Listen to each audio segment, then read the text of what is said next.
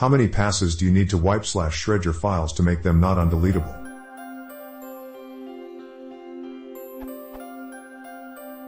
If you have a private data on a recent, normal hard drive, how many passes do you need to delete the data to make it unrecoverable?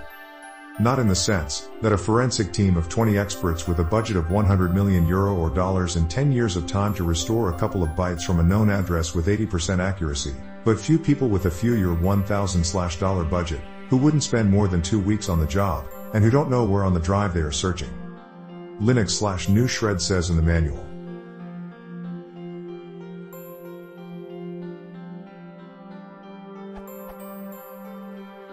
But on the one hand I heard about an NSA suggestion to overwrite 27 times, and on the other hand professional data recovery firms could not recover data from a drive that was wiped just once. Evidence, papers, proof? Note, what this question is not.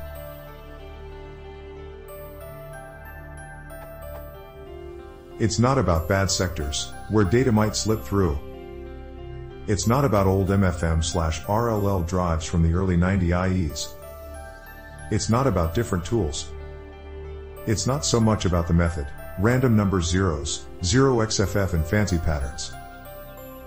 It's not about different techniques to wipe it securely, magnetic power, melting, filling with sand and turning. It's not about special problems of flash drives.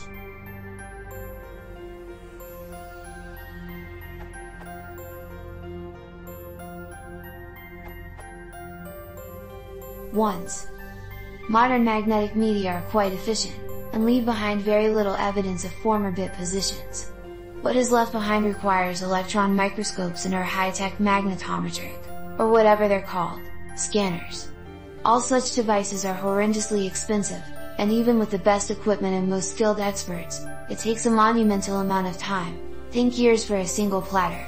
All hard disks have multiple platters, and has a very high failure rate. If you're dealing with government secrets, as the NSA is, then write once probably isn't good enough, because China has no problem obtaining and using these devices, nor employing teams of hundreds of specialized experts to use them.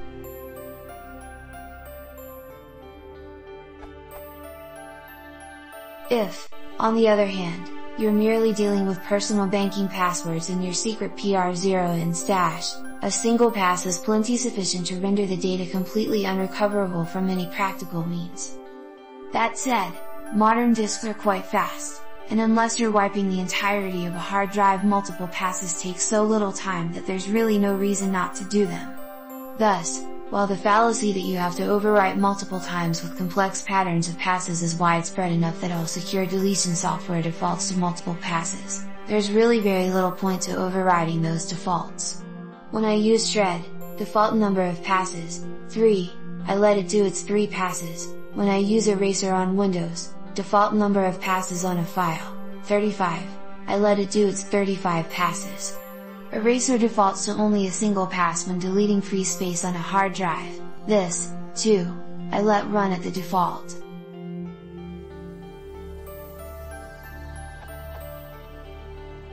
So the answer to your question, how many passes are needed? Is 1. The answer to your implied question, should I override shred's default 3 passes? Is, nah. On the other hand, if you are a secret government agent, well, 1 pass really isn't enough because you do have China after your data. If this is the case, though, you should be asking your superior/handler what your agency's regulations are regarding secure deletion of sensitive data, not sue. Smile!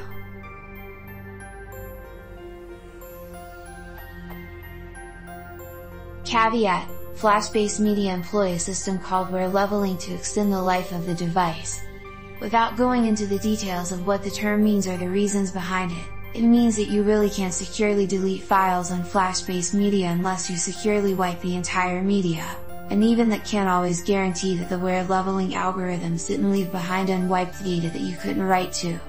In the case of flash-based media, your best bet is to simply encrypt any and all sensitive data that goes onto it, using a strong password. TrueCrypt's documentation includes an excellent discussion of this problem, and ways to solve it.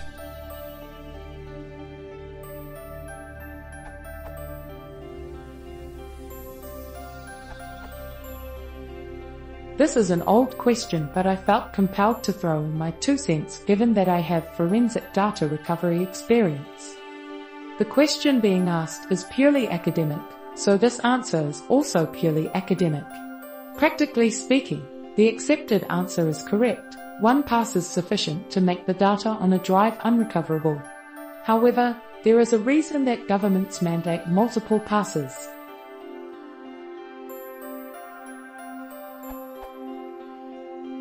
People think of a hard drive as a digital device, that magnetic bits are arranged in a tight pattern and get flipped on or off by the drive heads. But in reality, a hard drive is an analog device as far as the physics of magnetic media is concerned. The surface of the platters are coated with a substrate full of magnetic dipoles that are smaller than the digital bit they're encoding. Sufficient numbers of these dipoles in one orientation versus the other constitutes a net electrical resistance at the individual bit level. It's the threshold of resistance that determines whether a bit is interpreted as a 1 or a 0, not a digital on or off polarity. As far as the drive's electronics are concerned, the electrical signal coming from the heads is a modulated sine wave, not a bit stream of 1s and 0s. This is exactly the way magnetic tapes recorded audio signals decades ago, only now the substrate is far more dense and we're using math to extract a digital signal out of the analog noise.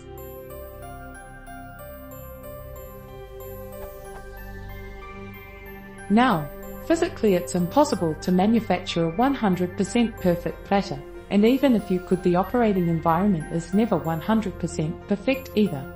At the scale of physics that modern hard drives operate at, there are literally hundreds of factors that conspire to create microscopic imperfections in the signal, and they pose a problem significant enough that up to 1 to 2% of the space on a typical drive is wasted on error correction to deal with them. Your hard drive is literally recovering from errors all the time. Normal hard drive operation is actually a probability game wherein a good sector is merely an n% probability that the data encoded there is accurate.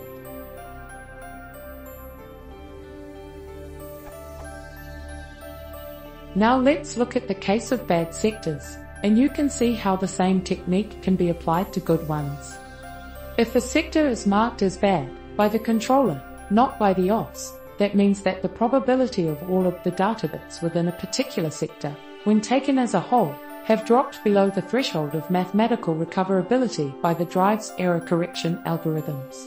That does not mean the bits are actually dead, only that the controller can't be sure that they're correct.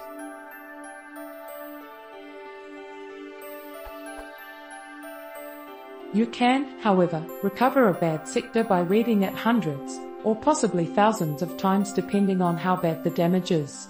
With each pass of the head over the bad sector, the sector reads in a slightly different way. The platter wobble, the temperature, the vibrations, the clock skew, etc. all may be slightly different. But if you compare each pass to the thousands of passes before it enough times, you can recover, with slightly less than absolute certainty, what data the bad sector contained before it went sour on you. This is exactly how data recovery software like SpinRite works.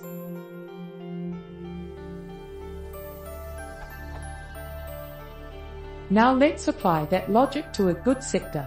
When you wiped the drive with a single pass, the controller is 100% certain that each sector contains whatever bit pattern you filled the drive with. But there are still errors in those reads, and the controller is still correcting them. Some of those errors are environmental, but there is a good chance that many of them are also remnants of whatever data was there before the sector was overwritten. Remember that we're talking about the same technology we've used on audio tapes for decades here.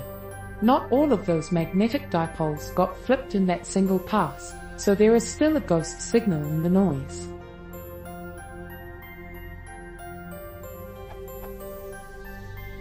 To quote Adam Savage of the Mythbusters, I reject your reality and substitute my own.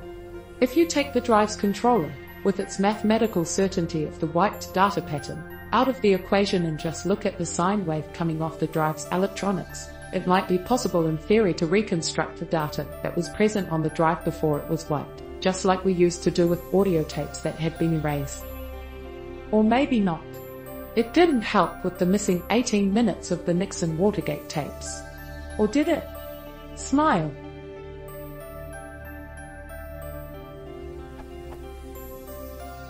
Now, is this practical? Does such a device capable of doing this actually exist? Maybe. Maybe not. If it did, it would most certainly be a state secret. But since it's theoretically possible, you have to theoretically guard against it. That means doing multiple passes with multiple bit patterns to scramble that ghost signal as much as possible. If you're a government trying to wipe classified data, it's important to consider. If it's your secret PR0N stash, it's probably not, unless your wife works for the NSA.